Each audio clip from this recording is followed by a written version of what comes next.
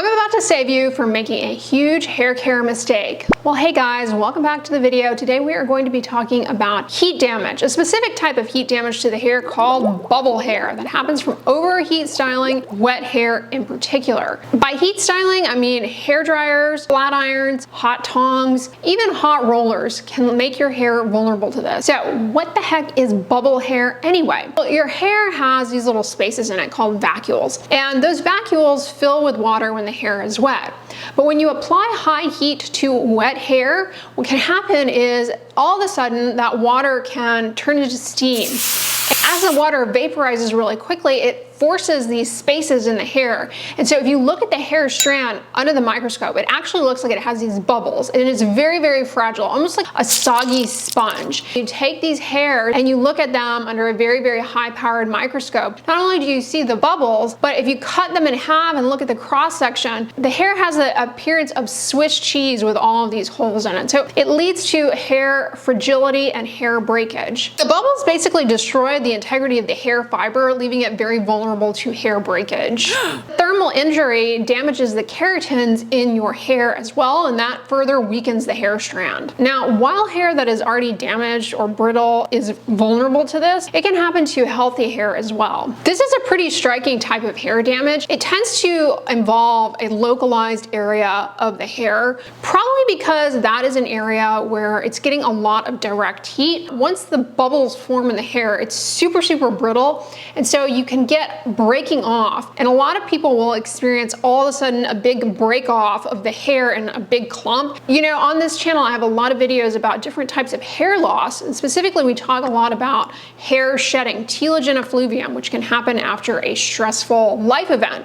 So you may think that this hair coming out in clumps, oh my gosh, am I having telogen effluvium? Am I having excessive hair shedding? One way to tell is that, first of all, with telogen effluvium, it's not a hair breakage issue.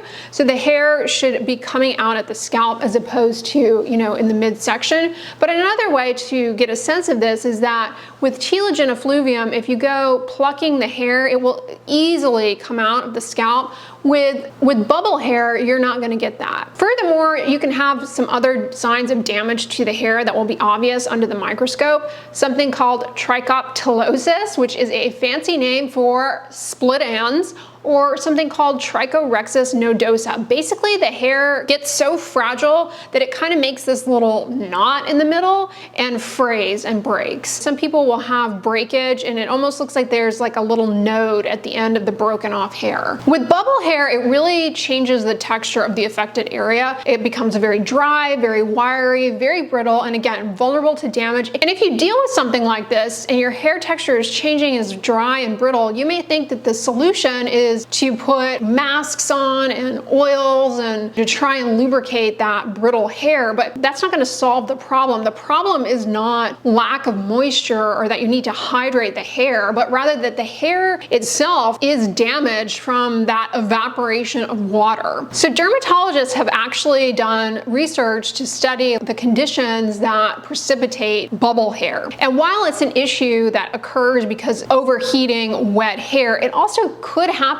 if your hair is completely dry and you use too high of a heat. For example, if you take dry hair and expose it to 175 degrees Celsius heat for at least 5 minutes, you can get bubble hair. But to illustrate how much more significant it is if the hair is wet, drop that down to less than 125 degrees Celsius is required to elicit bubble hair in less than a minute. A lot of people, when they experience this, they report hearing this snap, crackle, pop sound. I know what you're thinking. Oh my gosh, I'm never going to use a blow dryer again. I'm never going to use a hot tool again. Trust me, this video is not meant to scare you away from heat styling your hair, but rather it's meant to illustrate to you when it can go awry. And you're more at risk if you color treat your hair or you do any kind of chemical processing to the hair. That leaves the hair a lot more vulnerable. You're also more at risk for this if you are using a tool that gets too hot. So you always want to make sure that you use your hot tools at the appropriate setting, ideally the lowest setting, and that you don't hold the hot tool on any one given area of your hair for too long. Never, ever, ever flat iron wet hair. That is a recipe for bubble hair because you're essentially turning your hair into a panini, that heat right up against the hair, very, very close. There's no movement, and you're just dragging it down, steaming, bubble, snap, pop. Yeah, definitely can lead to hair fragility and hair damage. If you blow dry your hair, I highly suggest getting yourself a microfiber hair towel and using that first to remove the majority of the water from your hair before you use the blow dryer. Then when you use the blow dryer, make sure you're moving it around the hair and you're not leaving it in one area too long. Check your blow dryer, make sure it's in good working condition. You know, a real issue that can happen with some blow dryers is they can actually collect hair in the blow dryer, and it can get in the way of the release of the heat from the back of the dryer and cause it to get to too hot of a temperature. If you are seeing the coils get red, it's probably too hot. I mean, most people want to use a blow dryer to dry their hair, but try and get the majority of the water out of your hair using other means before using the blow dryer. Because damaged hair is a lot more vulnerable to this, if you have signs of hair damage, you do want to trim that away. I think this is where a lot of hairstylists come in and interject the recommendation to trim your hair more frequently to help it stay healthy. It's not that trimming your hair makes it grow any faster or better, or that if you don't get regular trims, your hair won't actually grow, because that's something that happens down in the scalp.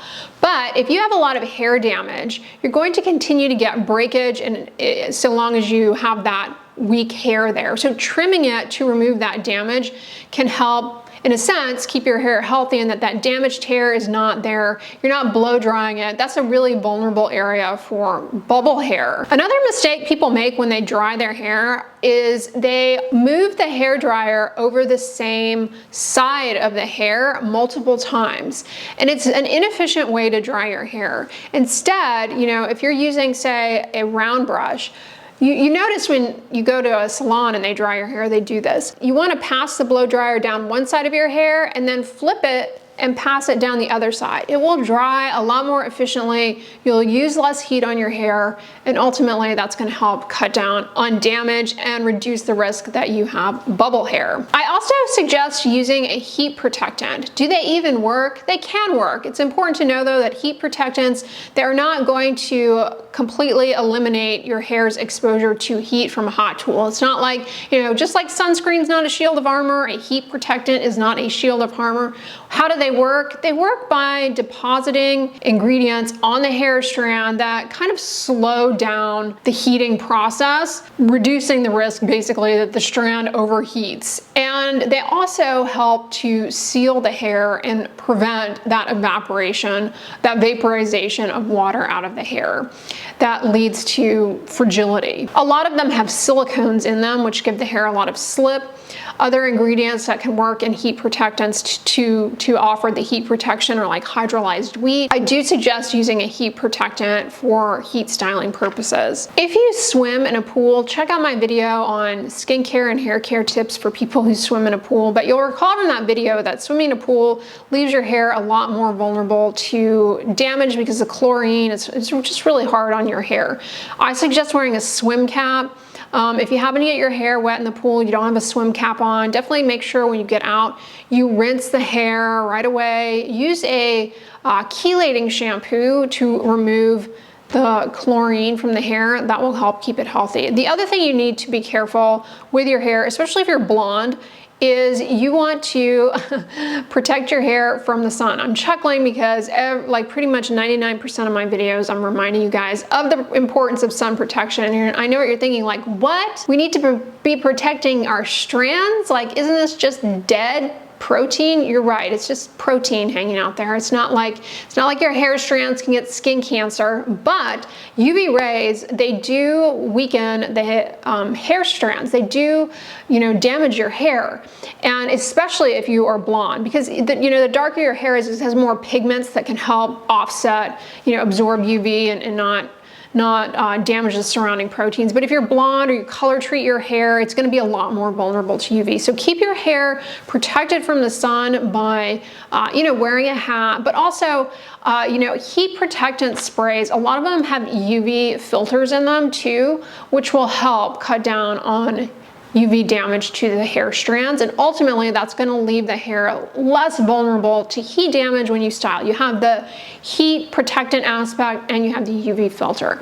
I have used over the years a product by Bumble and Bumble that I really like. Their Hairdresser's Invisible Oil. Or another product is the Sun Bum, makes a leave-in spray that's also really good. But those are really good options for protecting your hair from the elements, and ultimately that's going to cut down on the risk of damage when you do heat style. Try and take a break from heat styling. Try and avoid daily heat styling. The hair is a lot more vulnerable to heat damage when it's wet because, again, this issue of steam and vaporization. So that's why I recommend, doing the microfiber towel first to remove the majority of the water. And that's what they do in the hair salon too when they dry your hair. Like they don't start drying it when it's dripping wet. They remove the majority of the water with a towel. When you comb or brush your hair, be gentle. Don't overdo it. Like that old wives' tale about brushing your hair like 100 strokes or whatever, that actually can be pretty damaging to the hair. So don't overdo it with brushing or combing your hair. It can leave it a lot more fragile, and that ultimately is going to make it more vulnerable to heat damage. The main thing to do to prevent this from happening is to pay close attention to the temperature and always be moving the hot tool around, and use a heat protectant so that the hair doesn't heat up too quickly. What do you do if you actually develop this? If you do develop this, say all of a sudden you've got a huge bout of hair breakage, a big clump comes out, you have an area where the hair is just damaged and the back is, again, a common area. What do you do? The answer, unfortunately, is you have to stop heat styling the hair completely. If you're able, trim that hair away, get a haircut just to kind of even things up. Then with time, it will grow out. That's, it's very distressing to go through, but if you're going through it, understand that this isn't an alopecia. It's not a type of hair loss. You stop heat styling your hair, you get a trim, and with time, you gotta be patient, 7 months to a year, it's gonna grow out and it'll be a thing of the past. Whereas if your hair falls out in clumps, it can be a sign of an underlying medical issue, a type of hair loss, like, telogen effluvium. With true hair loss, in some cases, it can be, a more involved hair loss that can go on to involve a wider area. You need to have that evaluated. It's not like it's an alopecia where you have true hair loss. It's just hair damage. And I don't mean to make light of it. Oh, it's just hair damage, but it's totally reversible. Once you put the brakes on the heat styling, you trim the hair, very, very gentle care, it will grow out, and you can have your healthy hair again, provided you're healthy, your diet's healthy, you're getting your fruits and vegetables and all of those things. As a side note, I have a video on the best foods for healthy hair. We go over what it takes to build shiny, healthy, strong hair. So I wanted to draw your attention to this hair condition because on social media, it's not uncommon for someone to get on